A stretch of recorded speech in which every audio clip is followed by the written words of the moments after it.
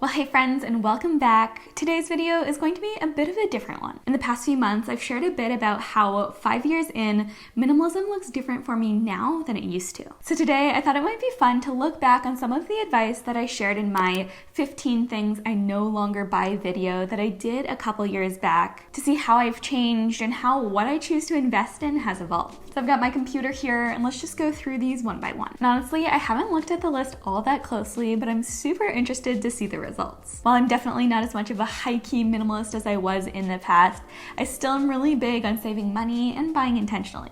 So I think this should be interesting. Okay, let's dive into the list now though, and the first thing that I had on the list was concealer. Okay, so times have changed with this one. When it comes to makeup, I used to be a BB cream and that was it type of person, and I still like letting my skin breathe. I think that is important. However, I do actually use concealer rather than BB cream now, so this is something that I buy regularly, and BB cream is nowhere to be found in my makeup collection. So I guess this one is technically just swapping out one makeup product for another, but I would definitely count concealer among my makeup essentials, and it's something that I go out and buy whenever I run out of it. Number 2 is food delivery. I mean, yes, I stand by this one. I pretty much will never opt for food delivery. I just find it absolutely outrageous the amount that they'll tack on in fees, and personally, I just can't bring myself to do it. Sure, maybe we're at a point in life where we could technically speaking afford it, but it's just not something that I want to spend my money on. And there's nothing at all wrong if for you spending that extra money is worth it. Just for me, it's hard to justify.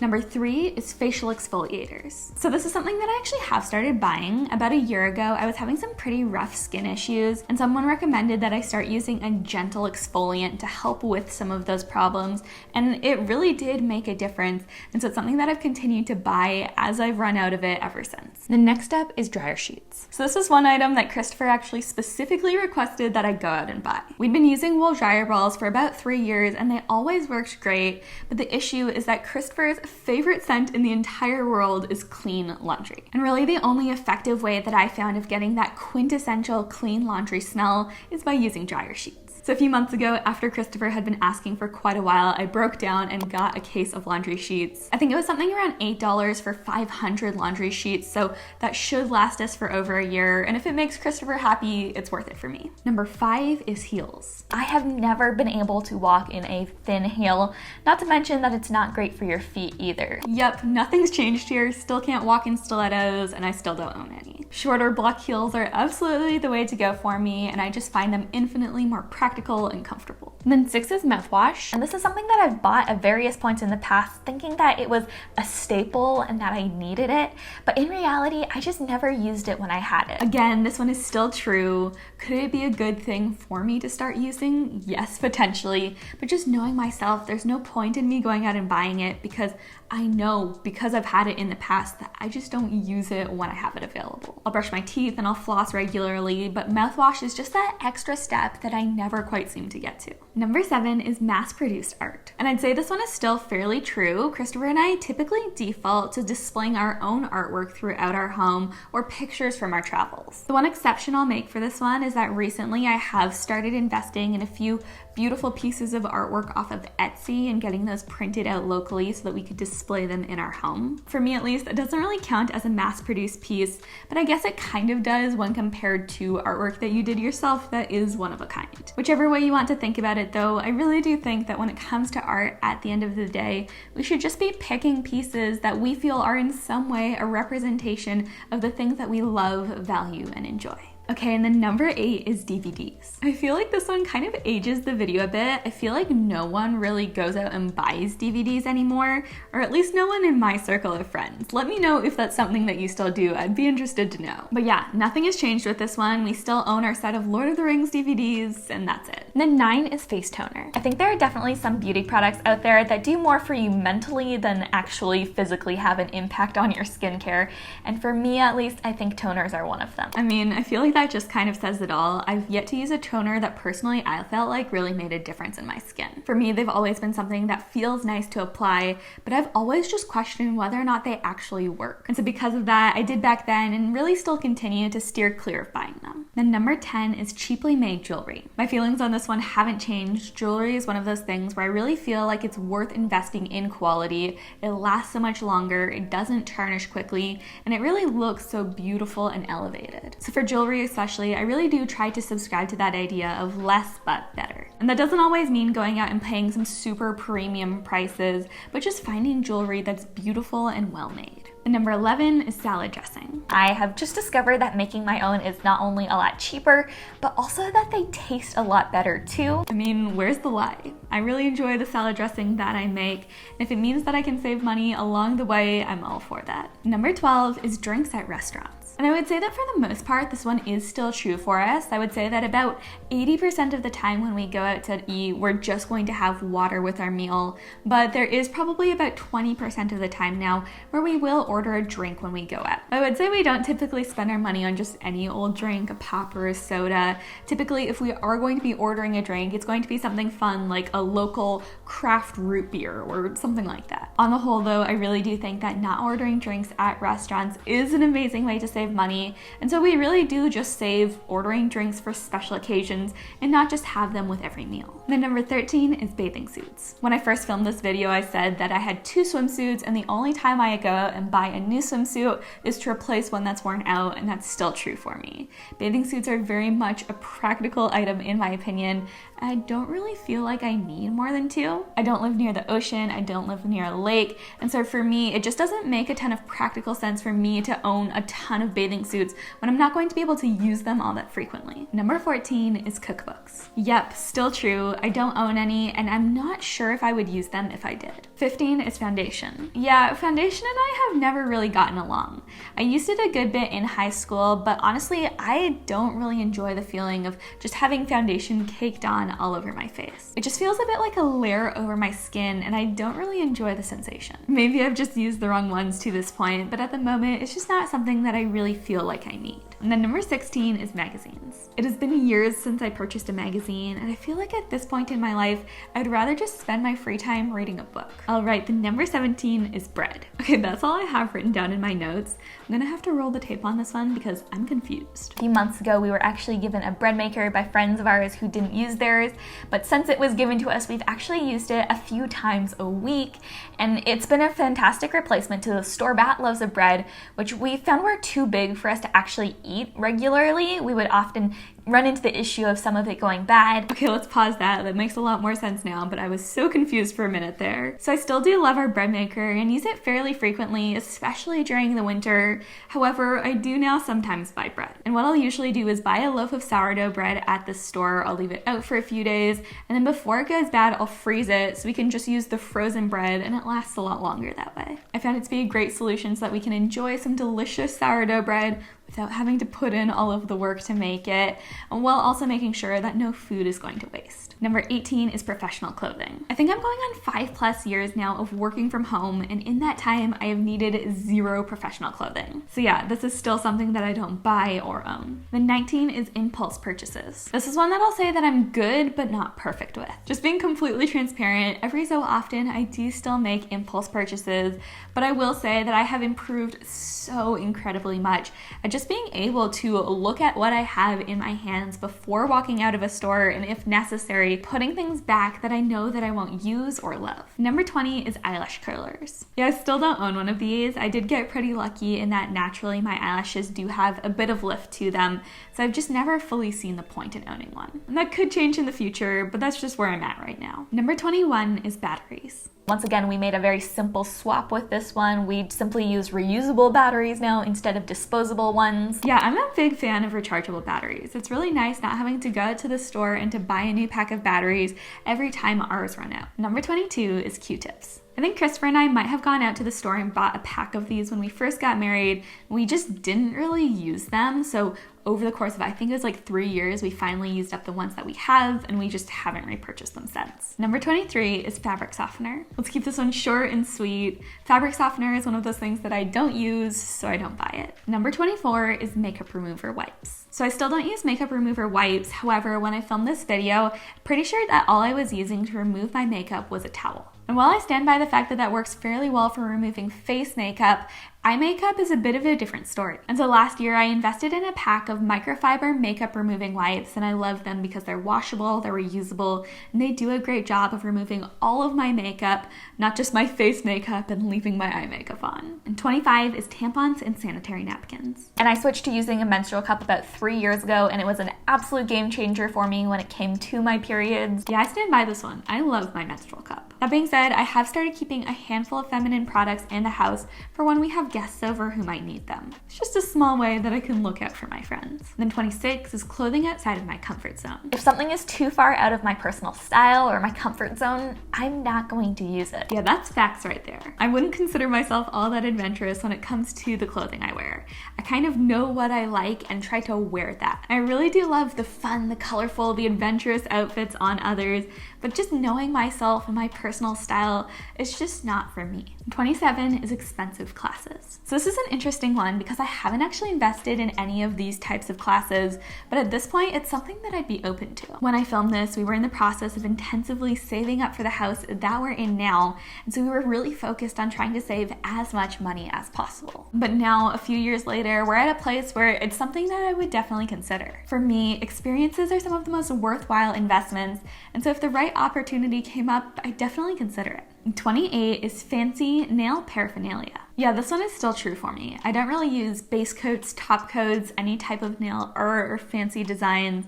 When it comes to nail polish, I'll just use the one regular bottle, keep it pretty simple. And honestly too, I would say probably like 90% of the time my nails are just completely bare. Then 29 is bagged tea. You've been following my channel for a while, you probably know that I'm a massive fan of loose leaf tea. It's more sustainable, the flavor is better, and there are a lot more options for what kind of tea that you want to drink. Amen, I'm still fully on board with that. I honestly don't know at this point when the last time was that I bought bagged tea. I am a huge loose leaf tea aficionado.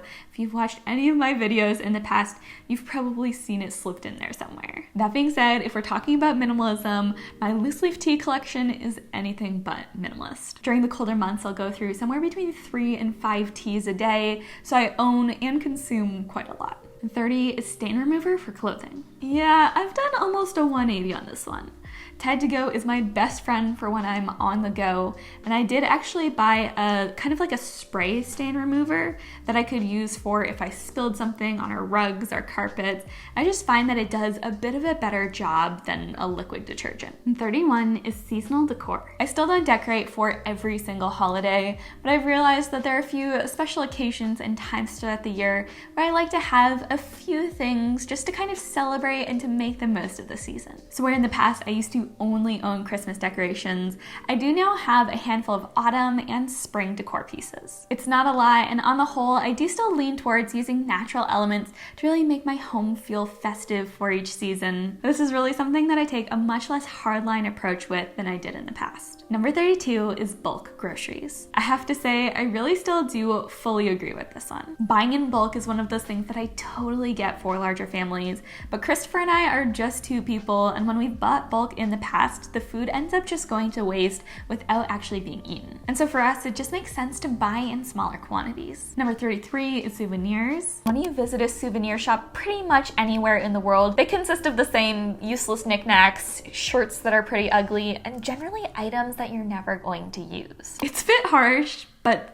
that's kind of true. And so personally, when I travel, the only real souvenirs that I'll buy are either handmade pieces of art or something that's practical and useful for our home or a piece of clothing for my wardrobe. A really good example of this is I got this really cool mug that I use all the time when I was in Costa Rica. And then number 34 is shaving cream. I use soap for shaving, so I just don't really need this. Okay, the number 35 is greeting cards. I think when it comes down to it, for me at least, a thoughtful handwritten letter is always going to mean so much more than the most expensive generic greeting card you could possibly send. Yeah, I think that really says it all. I think that I've bought maybe 3 or 4 different cards for various weddings that we've attended in the past few years, but every time I try to focus a bit less on what the card looks like and more so on trying to express some really thoughtful and just meaningful words to the person I'm writing a letter to. So I'm all about that idea that it's what you write, not what you write on, that matters. And then 36 is disinfectant wipes.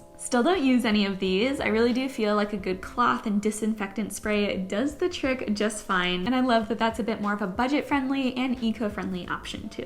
37 is pre-sliced foods. So I would say I'm kind of somewhere in the middle with this one. Most of the time I will buy the whole fruit or the whole vegetable, but there are times where it's worth it for me to pay for the convenience. If I know we're going to be having a really busy week, or we have friends coming over and I'm trying to have a lot of fruit prepared, sometimes it is worth it for me now just to pay that little bit extra to not have to go through all the work of peeling, preparing, cutting up the food myself. And I think it's just about trying to make smart decisions about when, for me at least, that trade-off is worth it. Then 38 is single-use clothing. I know that I'm never going to wear those items of clothing again, and so for me, I would rather rent that item, borrow it, or even buy it from a thrift store and then redonate it afterwards, than invest a lot of money in something that I'm going to wear once and never wear again.